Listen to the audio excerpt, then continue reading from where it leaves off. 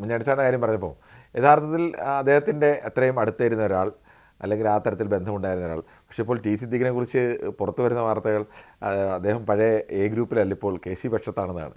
ഉമ്മൻചാണ്ടി സാറുമായിട്ടുള്ള വൈകാരിക ബന്ധവും ആ കുടുംബമായിട്ടുള്ള വൈകാരിക ബന്ധവും കോൺഗ്രസ്സിൽ ഇപ്പോൾ അങ്ങനെ ഒരു വലിയ ഗ്രൂപ്പിസത്തിൻ്റെ ആധിക്യമോ അങ്ങനെ ഒരു ഫ്രാക്ഷൻ പൊളിറ്റിക്സോ ഇന്നില്ല.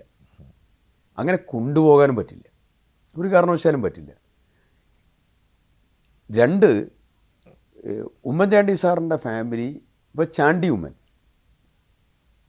ചാണ്ടി ഉമ്മനുമായിട്ട് നല്ലപോലെ അടുത്ത് ഇടപഴകുന്ന, ആ കുടുംബമായിട്ട് ഏറ്റവും നന്നായി ഇടപഴകുന്ന, അവർക്കൊക്കെ വേണ്ടി സംസാരിക്കുന്ന ഒരാളാണ് ഞാൻ.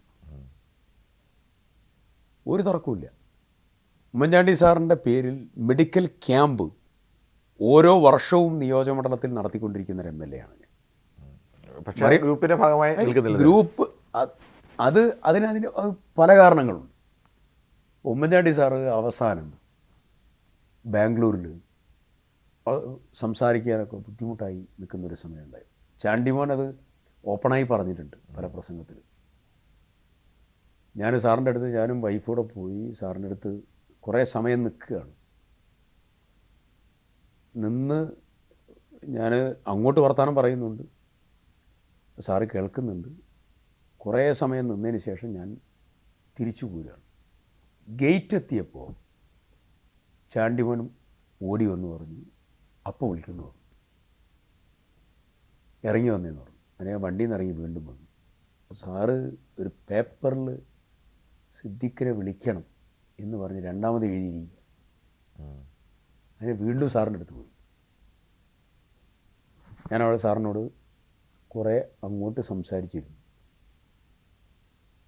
സാർ എന്നോട് പറഞ്ഞ ചില കാര്യങ്ങളുണ്ട്, ഏൽപ്പിച്ച ചില കാര്യങ്ങളുണ്ട്. ആ കാര്യങ്ങൾ ആരോട് പറയണമെന്ന് പറഞ്ഞിട്ടുണ്ട് സംസാരിക്കുന്ന സമയത്ത്. അതൊക്കെ ഉൾക്കൊണ്ടുകൊണ്ടാണ് ഞങ്ങളൊക്കെ പോകുന്നത്.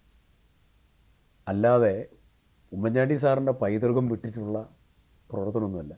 അത് ഗ്രൂപ്പ് എന്ന് പറഞ്ഞാൽ അങ്ങനെയുള്ളൊരു ഗ്രൂപ്പും ഒരു ഫ്രാക്ഷൻ പൊളിറ്റിക്സ് ഒന്നും ഇപ്പം ഇല്ല. എ ഗ്രൂപ്പ് എന്നുള്ള സംവിധാനത്തിലല്ല, പക്ഷേ ഉമ്മൻചാണ്ടി സാറിനോട് ചേർന്ന് തന്നെയാണ് ചേർന്ന് ആ പൈതൃകം ഒക്കെ കാത്തു സൂക്ഷിച്ചുകൊണ്ടാണ് തന്നെ നിൽക്കുന്നത്.